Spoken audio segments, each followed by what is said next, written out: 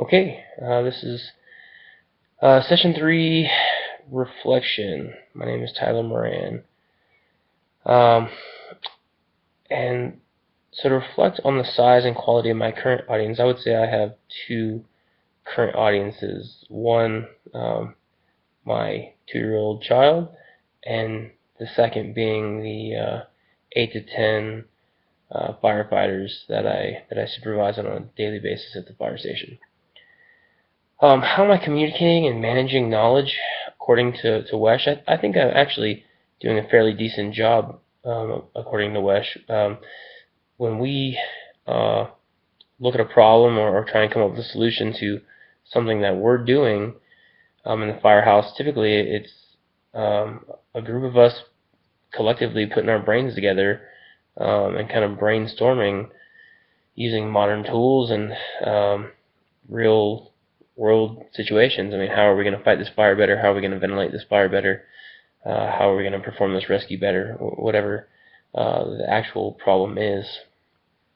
In what ways are you actively engaged in co-creating new perspectives or prior patterns of learning and knowing? Well, I am certainly engaged in creating new perspectives or patterns of learning for my 2-year-old. She's constantly pressing the boundaries and challenging my authority, and my day-to-day operation when I'm not at the fire station is to create learning perspective and positive patterns of learning for her and knowing. I mean, that's just what you do as a parent. It's try and help your kids retain as much knowledge as possible. At the fire station, it's a little different. It's a little more challenging. I'm kind of a young captain, but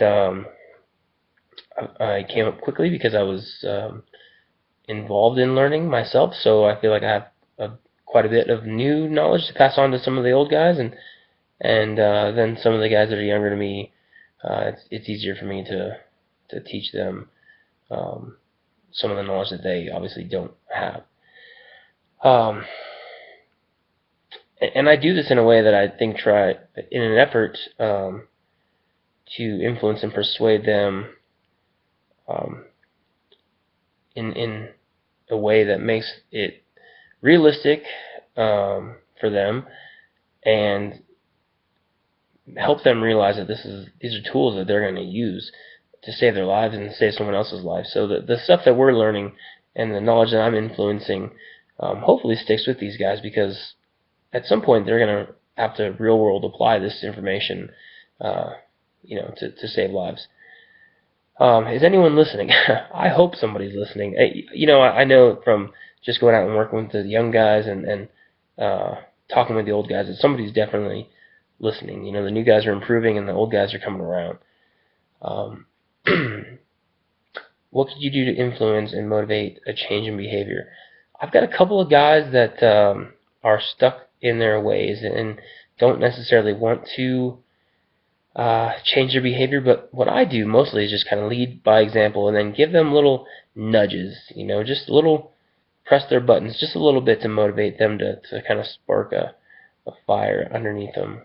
And I find that typically if I'm leading by example and proving that I'm not just asking them to do something, that I'm willing to do whatever it is that I ask them, that typically I'll see a change in behavior pretty quickly.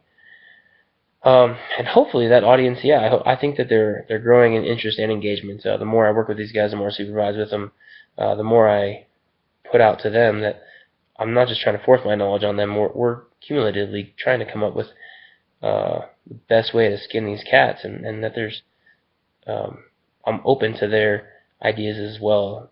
I think the more engaged they're becoming, and I just got to keep pressing, man, to continue and improve upon that. Keep leading by example, and keep staying knowledgeable, I guess. Right? Just be constantly on the search for the next piece of information that's going to help me do my job better, that I can pass on to the firefighters that I supervise to do their jobs better. So that's my reflection video. Hope you enjoyed it. See you next time.